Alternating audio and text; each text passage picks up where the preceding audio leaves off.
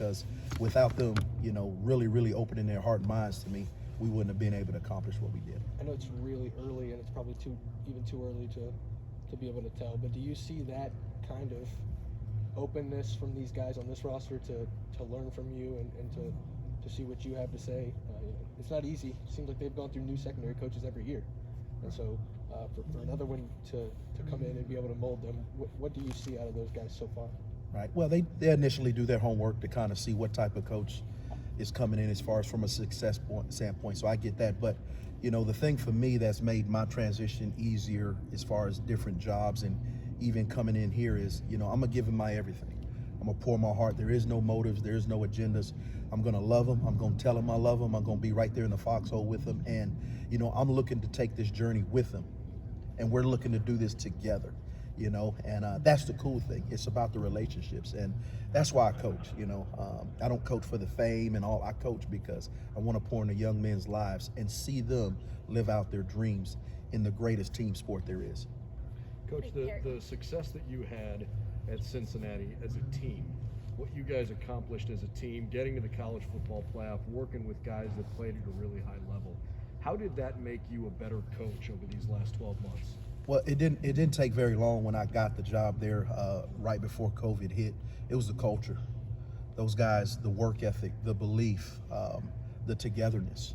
And so, the cool thing for me is I know exactly what that looks like on a day in and day out basis and what it's going to take, for us to take that next step and do what we're more than capable of doing here at Ohio State University. So when you're evaluating, just from your own professional endeavors, when you're evaluating what a good situation might look like for you, and maybe one that could be appealing but doesn't have it, whatever that is, how do you go through that process and figure out what the right steps are for you as you go on your journey?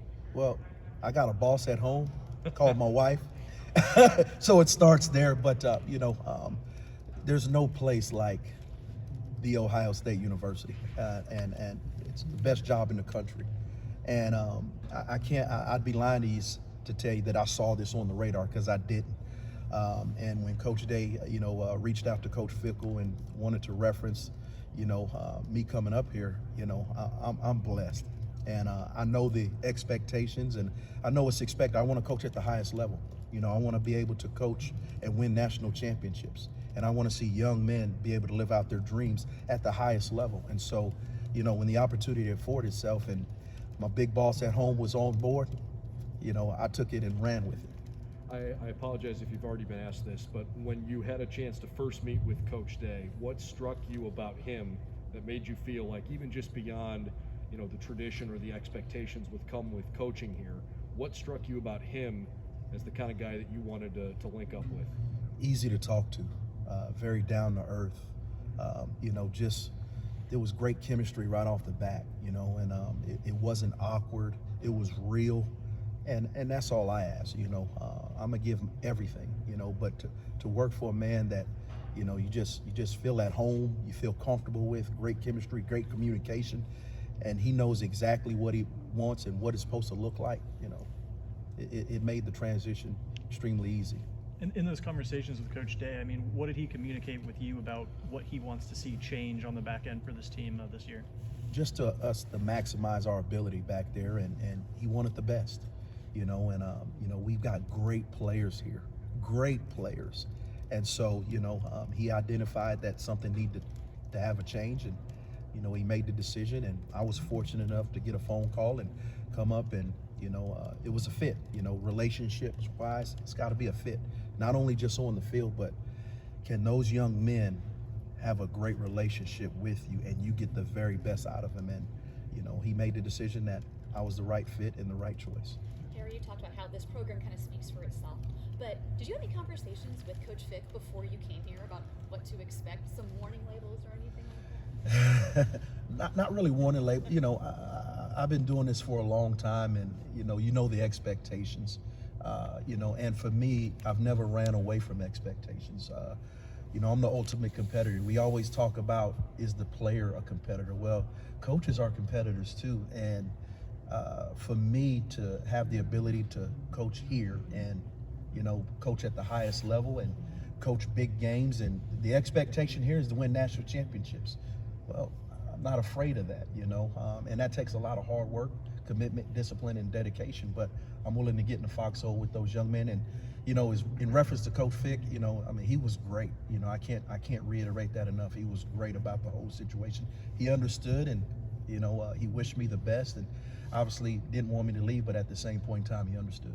How did maybe working for him really prepare you to come here, since there is so much, crossover there? There's definitely some similarities in the program, in the culture, in certain terms that we use, and just the approach. So for me coming here, the transition these 2 weeks that I've been here has been pretty seamless. And so, I would say it definitely prepared me for, what's to come here. And my last one, Joey was talking about how now there are 2 secondary coaches at many different schools. What does that say about where the college game is headed?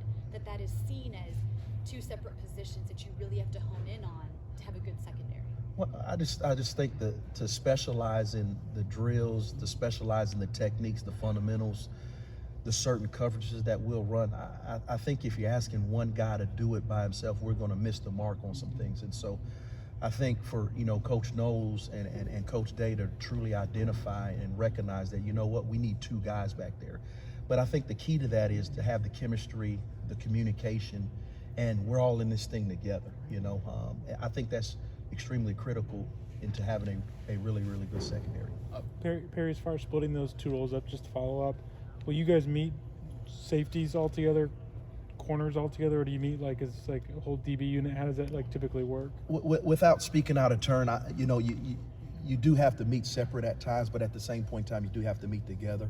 I think once again, it comes down to the relationship, the communication with, myself and Coach Walton.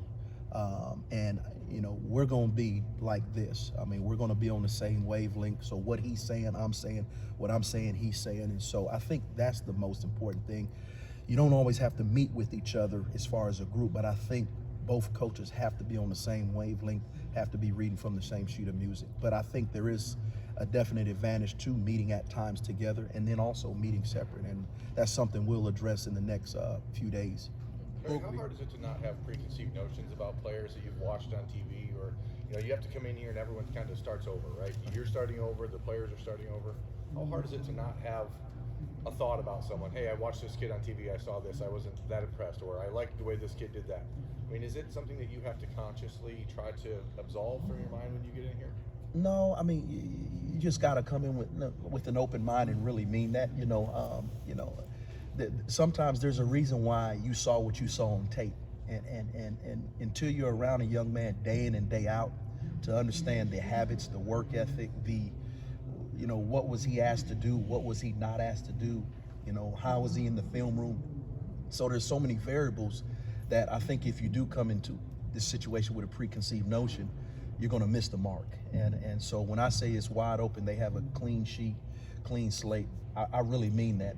For me, as a secondary guy, I just sometimes just like to lay eyes and, just kind of see what it looked like, but not going in saying, well, I've already pegged this young man, I've pegged this young man.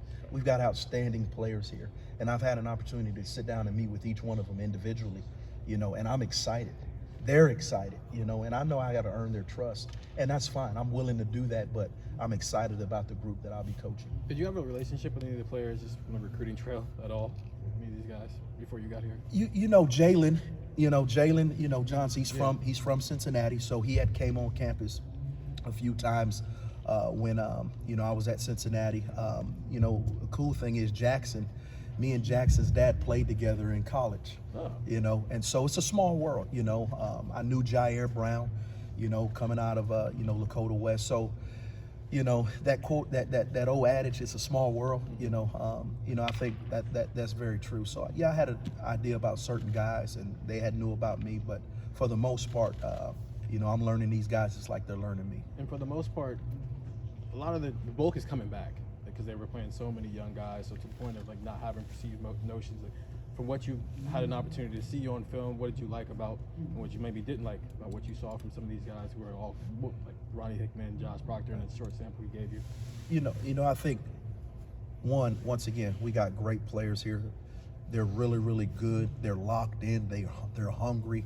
you know, and so for me, it's more so, okay, you know, all these pieces I'm working with, you know, all right, how are we going to make it all work to where we go in the right direction and have great success as a defense, as a program, and as a football team. So for me, it's more so, you know, hey, you know, I'm looking forward to getting in the foxhole with them, getting in the meeting room with them, getting on the board with them, coming to off season, getting them on the field with them. That's, to me, is going to really be the telltale, because they're going to learn more about me. I'm going to learn more about them, you know. But to sit down with young men and say, I'm hungry, I want this, coach, I want that, and I want to be great, you know, that just gives me that much more motivation to make sure I'm doing what I'm supposed to do for them.